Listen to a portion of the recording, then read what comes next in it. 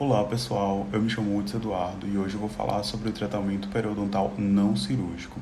Os componentes do meu grupo são o Antônio, o Júnior, a Gabriele, a Estela, a Letícia, a Kailina e a Tamara.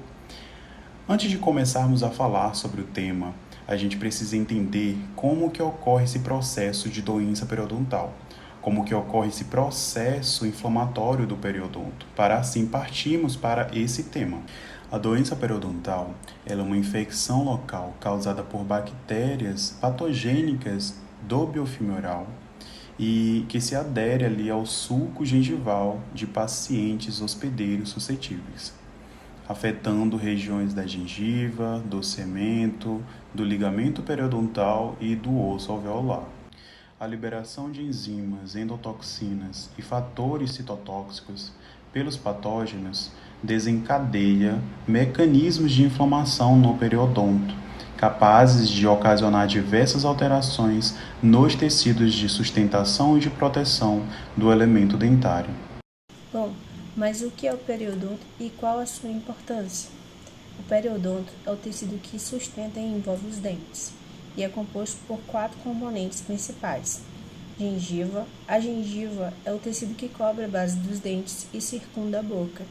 É composta por um epitélio, uma camada de tecido conjuntivo e uma camada muscular. O ligamento periodontal, que é um tecido conjuntivo que liga os dentes ao osso alveolar, e ele é composto por fibras de colágeno e células que produzem colágeno. O cemento é uma camada mineralizada que reveste a raiz dos dentes e ela é composta também por fibras de colágeno e células que produzem colágeno. Também é composto pelo osso alveolar, que é um tecido ósseo que sustenta os dentes, e ele é composto por células ósseas, fibras colágenas e matriz óssea. Bom, mas o que pode acontecer caso esse periodonto não seja tratado? Se o periodonto não for tratado, a doença pode progredir e causar danos aos tecidos que sustentam os dentes. Isso pode levar a uma série de problemas, como a perda dentária. A periodontite é uma das principais causas de perda de dentes em adultos. Se a doença não for tratada, o osso alveolar pode ser destruído, fazendo com que os dentes fiquem soltos e até caiam. Pode causar um mau hálito devido à presença de bactérias na boca. Dentes sensíveis, pois a gengiva se retrai e expõe a raiz dos dentes. Problemas na mastigação, pois os dentes ficam soltos ou até mesmo ausentes. Problemas na saúde geral desse paciente, pois ela já foi associada a doenças cardíacas, derrames e diabetes.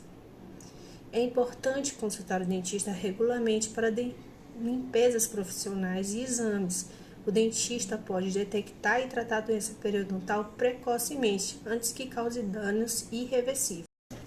As doenças periodontais consideradas mais recorrentes são a gengivite, que é a forma mais leve da doença, e a periodontite, que é a forma mais grave. A gengivite é o estado inicial da doença periodontal e se manifesta a partir de uma inflamação do tecido gengival. Nessa fase, a doença é mais fácil de ser tratada e pode ser revertida por meio de remoção mecânica da placa bacteriana em consultório, uma limpeza profissional e de uma higiene oral rigorosa. Os sintomas de gengivite mais recorrentes incluem gengivas vermelhas, inchadas e doloridas, sangramento gengival, especialmente ao escovar os dentes e ao usar o fio dental, e o mau hálito.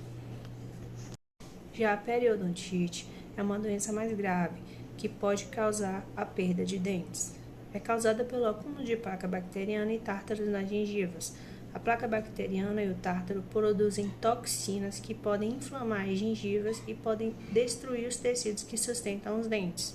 Os sintomas da periodontite incluem gengivas avermelhadas, inchadas e doloridas, sangramento gengival, mesmo sem escovar os dentes e usar o fio dental, mau hálito, retração gengival, que ocorre quando as gengivas se afastam dos dentes, movência dos dentes.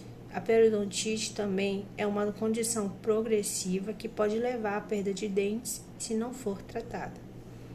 A indicação para o tratamento não cirúrgico, ela depende muito do estágio da doença. É dividida em 4 estágios, de acordo com a profundidade das bolsas periodontais e da perda óssea. O tratamento não cirúrgico é geralmente indicado para o estágio 1, 2 e 3 da periodontite, e nesses casos o tratamento é eficaz na remoção da placa bacteriana e do tártaro, na redução da inflamação e na prevenção da progressão da doença. Então, o objetivo desse trabalho é a prevenção, além de prevenir, controlar ou eliminar a doença periodontal.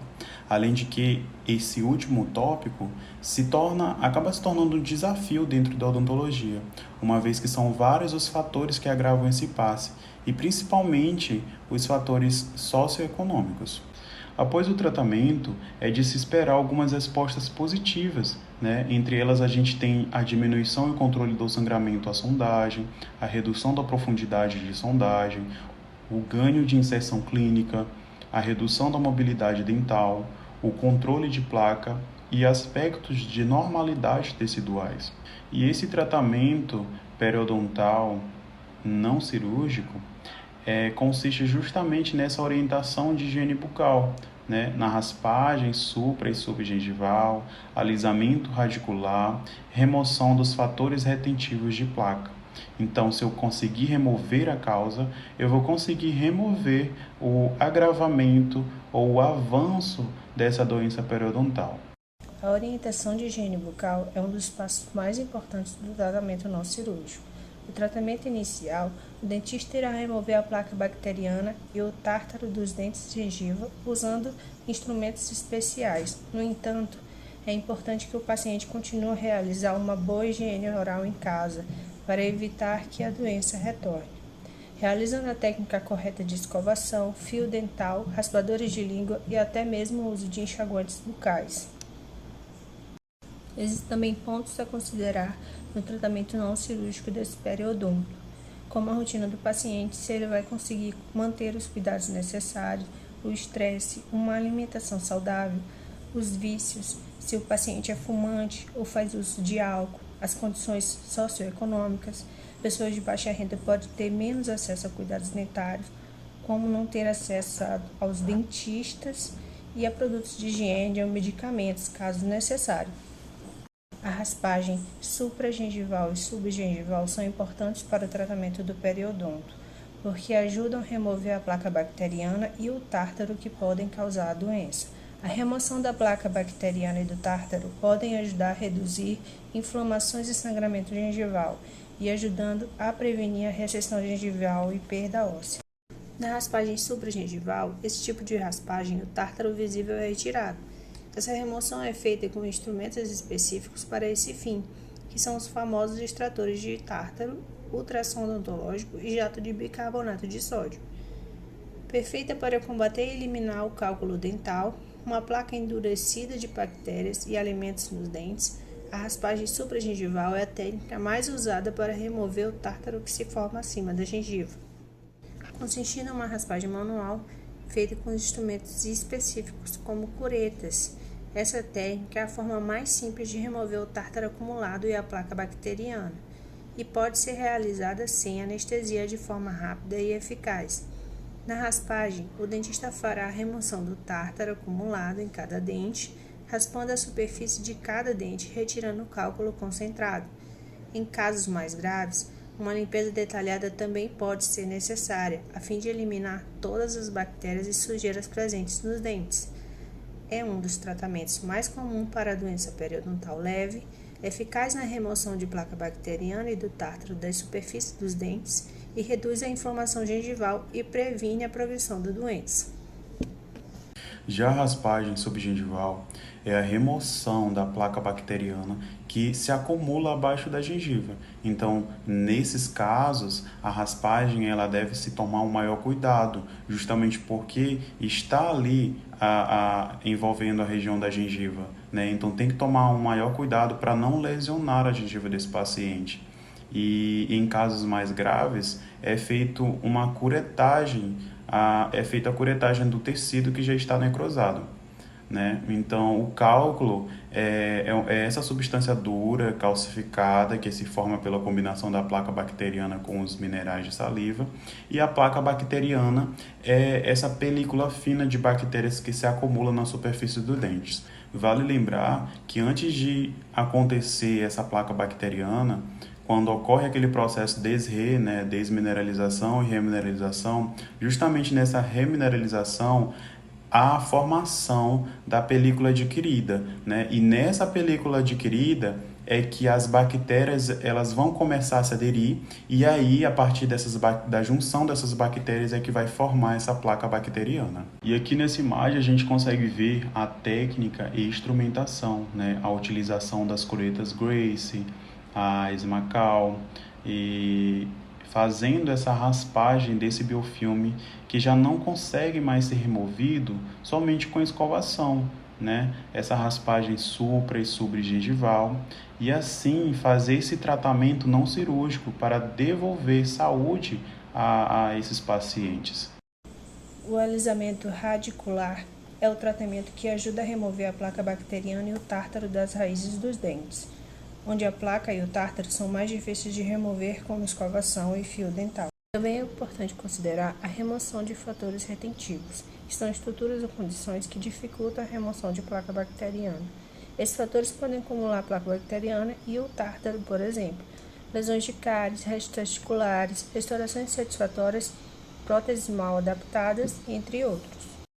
Dois métodos são comumente utilizados para a remoção de depósitos bacterianos nas superfícies dentais: a instrumentação manual e a ultrassônica. As curetas mais usadas na terapia periodontal são as universais e as de Grace. Ambas são usadas comumente na raspagem, alisamento reticular e curetagem gengival. O princípio da ultrassom baseia-se na utilização de ondas sonoras de alta frequência para produzir vibrações em pontas especiais para a remoção do cálculo.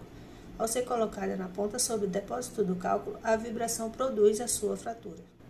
Essas curetas periodontais são grandes auxiliadoras na remoção do cálculo supragengival e subgengival. Podem ser utilizadas em superfícies côncavas e convexas, bifurcações, largas e rasas e também em áreas que compõem a junção semente-esmalte. Os tipos de curetas mais utilizados na terapia periodontal são as universais e Grace. Então, a instrumentação ultrassônica, né, que conhecemos como ultrassom, baseia-se na utilização de ondas sonoras de alta frequência para produzir vibrações nas pontas, a fim de realizar a remoção do cálculo alojado na estrutura. Ao ser colocada em contato com o cálculo, a mesma causa uma ruptura. Esse tipo de procedimento inclui as mais possíveis formas de um tratamento eficaz na remoção de tártaro supra- e subgengival, prevenção de doenças periodontais e menos riscos à saúde dos dentes. Esse método vem sendo amplamente utilizado por se tratar de um manejo mais rápido e confortável. O ultrassom ele acaba se tornando um instrumento mais fácil, né, de manusear. Comparado aos instrumentos, os que eu falo são as curetas, elas acabam se tornando mais agressivas, né, nas raspagens. E em pacientes mais graves, que estão com uma doença periodontal mais avançada, se eu for utilizar uma cureta, uma cureta normal, uma cureta Gracie, eu posso até causar uma exodontia naquele dente, justamente porque ele já está com uma perda óssea bastante avançada. E se eu for utilizar o ultrassom, essas chances de causar a exodontia acabam se tornando nulas, né? Então se torna algo mais fácil e mais rápido, mais confortável para o paciente e mais confortável para o profissional da área. Vários estudos mostraram uma influência positiva da laser terapia na cicatrização de feridas pós-cirúrgicas. Isto se aplica também na cicatrização de feridas periodontais. A laser terapia aumenta a proliferação de fibroblastos, osteoblastos e células epiteliais e também aumenta a síntese de proteínas e a liberação de fatores de crescimento por essas células. Junto a esses eventos, culminam em uma cicatrização periodontal clínica mais rápida, reduzindo o sangramento e a sondagem e a profundidade de bolsas, além de proporcionar algum ganho de inserção clínica. Na periodontia, pode ser aplicado antes e depois do procedimento de raspagem e de cirurgia periodontal, para diminuir o sangramento, a dor, o edema, evidenciar o cálculo subgengival, eliminar pseudobolsas e bioestimular os tecidos. Utiliza-se ainda em úlceras traumáticas, em úlceras aftosas recorrentes, em herpes simples recidivante, aumentando a reparação e diminuindo o tempo de evolução da doença. As principais vantagens da aplicação do laser de baixa potência em periodontia relacionam-se à redução bacteriana da bolsa periodontal, uma diminuição da inflamação, além da redução de sangramento. O desbridamento mecânico convencional continua sendo o tratamento de primeira escolha da gengivite da periodontite. Entretanto, a ação biomoduladora, anti-inflamatória e analgésica do laser pode ajudar a acelerar a reparação dos tecidos periodontais e reduzir o sangramento da área a ser tratada. As condutas odontológicas para revisão e controle são essenciais para evitar a progressão da periodontite. A frequência com que elas são realizadas depende de fatores como a severidade da doença e a qualidade de remoção da placa bacteriana pelo paciente, entre outros fatores. Para alguns, estas consultas acontecem a cada 3 meses, enquanto outros acontecem a cada 6 meses ou até 12 meses, dependendo do caso. A consulta de retorno para controle, também chamada de consulta de manutenção, testa novamente, dente por dente, a presença de sangramento gengival superficial e bolsas, além de remoção de placa bacteriana realizada pelo dentista. Certifica-se da ausência desses depósitos em área de difícil remoção no paciente. E, por último, novas instruções para a higienização correta dos dentes são repassadas para garantir superfícies livres de bactérias. Os sinais e sintomas da periodontite podem ser tratados restabelecendo a saúde ao periodonto. Porém, diferentemente da gengivite, na qual basta a remoção da placa bacteriana para tornar a doença reversível e sem sequelas na periodontite, a destruição dos tecidos de suporte do dente provoca sequelas e cicatrizes. Outro fator importante que o paciente deve entender é que, uma vez diagnosticada e tratada a periodontite, não impede a sua recidiva, isto é, o reaparecimento da periodontite. Nesses casos, a terapia de suporte ou acompanhamento da periodontite é necessária. Com o tratamento adequado e o controle à placa do biofilme, a maioria das pessoas que apresentam a periodontite pode manter os dentes durante toda a vida. Pacientes têm condutas regulares, visitas de manutenção podem prevenir e minimizar a recorrência da periodontite. A Academia Americana de Periodontologia afirma que 30% da população podem ser geneticamente susceptíveis à periodontite, e aquelas que são geneticamente predispostas têm 6 vezes maior probabilidade de desenvolver algum tipo de doença gengival. Se na mesma família tem doença de gengiva, pode significar maior propensão do desenvolvimento da doença. Aqui a gente tem um relato de caso, que reforça o assunto que estamos abordando, que é o tratamento periodontal não cirúrgico, de uma paciente que justamente está em anormalidade com o periodonto. Então, o paciente, AJS, 30 anos, gênero feminino, compareceu ao Instituto de Pesquisa e Ensino Oral Clínica em maio de 2019 para o atendimento no setor de periodontia pelos alunos de pós-graduação. Na análise inicial, não foi observado comprometimento sistêmico, nem utilização de medicação frequente. A queixa principal reportada foi a gengiva sangrante, edemasiada ao escovar, e a sintomatologia dolorosa e o aparecimento de pequenos espaços entre os dentes, além de sensibilidade dentária. Refere também que realizou o tratamento anteriormente de raspagem supragengival e subgengival, em combinação com a medicação metronidazol 400 mg, de 12 em 12 horas por 12 dias, e uso interno via oral, e amoxicilina 875 mg, de 12 em 12 horas por 14 dias, prescrito por outra dentista, e que foi encaminhada ao Instituto para o atendimento mais especializado. Após a finalização da medicação, começou a notar a retração gengival se agravar.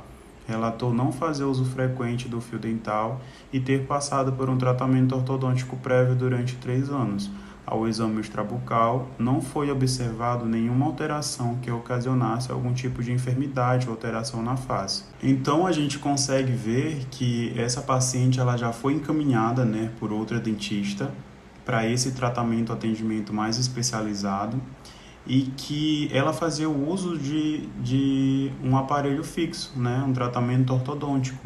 Aí o tratamento ortodôntico associado a uma má higienização, e a gente percebe que ela não fazia uso frequente do fio dental, acabou prejudicando ainda mais esse processo de doença periodontal. Mas mais à frente a gente vai ver uma radiografia, né, uma panorâmica, e a gente consegue identificar essa perda óssea, e também o periograma, né, que nos mostra como é que ficou essa parte de sondagem, né, a quantidade de perda óssea, sobre o sangramento dessa paciente e o agravamento, né, dessa doença periodontal após feito o exame periodontal.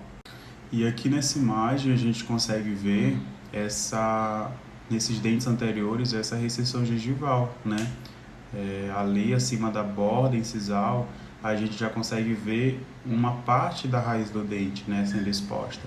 Então essa parte da sensibilidade já é justamente causada por essa exposição da raiz, né? Ela já perdeu ali cemento radicular, que ela teve a perda óssea, né? E por isso essa gengiva ela subiu. E também teve perda de cemento, que é justamente onde tem os ligamentos periodontais, e não tem mais ligamento periodontal ali, né? E além disso, tem esse comprometimento estético, né? Que hoje a busca pela estética ela é imensa, né? Então esse comprometimento estético acaba afetando essa paciente, né? Uma vez que o sorriso ele é uma carta de apresentação, né? Quer seja para um trabalho ou então para se tornar mais apresentável às pessoas, esse comprometimento estético acaba afetando essa paciente diretamente, né? Então o que acontece é que houve perda óssea, né? Para então a gengiva ela reduzir. E aí nessa redução acabou mostrando essa parte da raiz do dente, né, onde fica ali o cemento, e com a perda desse cemento não tem mais ligamento periodontal, que faz justamente essa junção entre gengiva e raiz, né? Então, quando não tenho mais essa junção, eu não posso mais trazer essa gengiva novamente. Então, o tratamento já seria com o enxerto, né, no local onde falta gengiva, plásticas gengivais, e também tem alguns estudos que falam sobre usar algumas facetas em resinas para proteger essa raiz. Ao exame intrabucal, observou um quadro de gengiva com coloração normal rósea, com papilas invertidas, gengivas retraídas, surgimento de espaços negros entre os dentes na arcada superior e inferior, sem perdas dentárias, presença de cálculo dental interproximal. Alguns dentes apresentaram mobilidade grau 1, e essa mobilidade é quando a coroa ela tem esse movimento de 0,2 a 1 milímetro, no sentido horizontal. E no exame radiográfico foi constatado bastante perda óssea horizontal, bolsas periodontais em quase todos os dentes. E essas bolsas periodontais é justamente esse espaço biológico entre a gengiva e o dente, né? E que é geralmente causada por esse acúmulo de bactérias ali nessa região, essa placa bacteriana. E aqui nesse exame radiográfico, né, dessa paciente, onde tem a presença tanto de radiografias interproximais quanto a panorâmica, né, que é a radiografia total desse paciente, de todos os dentes, a gente consegue ver o que eu já falara, né? Essa presença de bolsas periodontais, essa presença de perda óssea, né, é nítido nessa radiografia. E nessas radiografias interproximais, a gente consegue melhor, né, detectar essa doença e também analisar, né, a sua progressão. O exame clínico periodontal, o periograma, ele teve como resultado do índice de placa bacteriana de 31%, índice de sangramento, a sondagem foi de 65%, a profundidade de sondagem estava entre 1 a 8 milímetros. A gente sabe que uma sondagem, para ser considerada normal, ela vai de 1 a 3 milímetros, então aqui ela já estava a 8 milímetros, né? O diagnóstico pela nova classificação é periodontite generalizada estágio 3, grau C, e levando em consideração a idade da paciente, o plano de tratamento esquematizado para ela foi a terapia conservadora, que consiste em orientação de higiene bucal, enfatizar a utilização do fio dental, que a gente percebe no caso clínico que ela não fazia o uso diário desse fio dental, usar uma escova de cerdas extras macias, né, para não machucar ainda mais a gengiva, ou seja, ela já está com a recessão gengival. Se ela continuar usando essas escovas normais, né, vai acabar prejudicando, agravando mais o quadro dela, além de raspagem e alisamento supragengival e subgengival de todos os restantes com irrigação com diclogonato de clorexidina a 0,12% por 15 dias, justamente para fazer esse controle bacteriano, né? Já que ela apresenta essa placa bacteriana, tem que fazer essa raspagem, né, com as curetas Grace, Macau, para fazer o controle e assim ter uma melhora no caso clínico dessa paciente. A antibiótico terapia já tinha sido realizada, né, já tinha sido feita por essa paciente via oral com a outra dentista, que foi a amoxicilina 875 mg e o metronidazol 400 mg, além de que ela fez o uso do diclogonato de clorexidina 0,12% em bochecho por 1 minuto depois da escovação. Após 15 dias, ela foi reavaliada, né? E após 2 meses da última raspagem, foi pedido novos exames radiográficos e feito um novo periograma para avaliar se a doença da paciente ela já teria sido estabilizada ou não. E foi realizado uma nova raspagem. Foi traçado um plano de tratamento estético para a paciente, onde foi citado algumas opções de tratamento e discutido com a mesma a melhor opção. 3 tratamentos foram colocados em pauta e explicados as vantagens e desvantagens de cada um, né? É sempre bom o dentista deixar bem claro tudo o que pode acontecer, tudo o que vai acontecer, e o paciente ele tem que ficar bem ciente, né, sobre isso. E o primeiro tratamento seria um tratamento mais agressivo, né, e definitivo, onde eles lançariam mão de exodontia de todos os dentes e implantar, né, nas 2 arcadas para protocolos de carga imediata.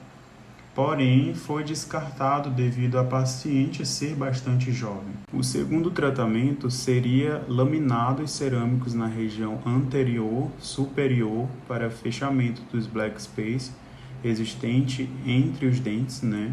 Mas o custo-benefício do tratamento ficou inviável para o paciente. E o terceiro e último plano de tratamento citado e apoiado pela paciente, sendo o mais conservador possível, onde foi realizado o tratamento estético utilizando a resina composta para fechamento dos black space nas proximais dos dentes 16 ao 26 e acompanhamento a cada 2 meses. No arco inferior, decidiu-se pela preservação sem resinas, pois não era visualmente nítido no sorriso, ou seja, não prejudicava essa paciente esteticamente. paciente foi bem orientada e esclarecida sobre a gravidade do seu caso, né? E sobre todos os cuidados que devem ser tomados para o caso não agravar, né? Futuros implantes e protocolos são opções se a paciente não colaborar com o tratamento conservador. Então, eles tiveram esse cuidado após o tratamento para conversar com essa paciente e orientá-la, né, sobre os cuidados que ela deve ter a partir desse tratamento, né, as orientações de higiene bucal, uma orientação correta, a utilização do fio dental, né, e o cuidado que ela deve ter justamente para essa doença periodontal não continuar, né, não se agravar, porque não adianta de nada tratar essa doença e a paciente continuar com os mesmos hábitos que ela tinha, uma vez que isso vai só prejudicá-la. Dentro das limitações deste caso clínico, uma conduta conservadora de tratamento periodontal associada a tratamento restaurador direto ofereceu resultados satisfatórios em relação ao ponto de vista estético, bem como a manutenção dos níveis de suporte ósseo em até 2 anos de acompanhamento. Na maior parte dos casos, tratamentos não cirúrgicos são efetivos, levando a uma redução significativa da profundidade de bolsas periodontais e na melhora da saúde gengival. No entanto, é importante que o paciente mantenha uma boa qualidade de higiene bucal após o tratamento para prevenir a recorrência da doença. Em casos mais avançados, a doença periodontal, o tratamento cirúrgico pode ser necessário. Então, pessoal, aqui a gente finaliza essa apresentação com as referências bibliográficas, onde foram utilizados alguns artigos e sites com o tema tratamento periodontal não cirúrgico, né, e que serviram de embasamento para esse trabalho. Muito obrigado.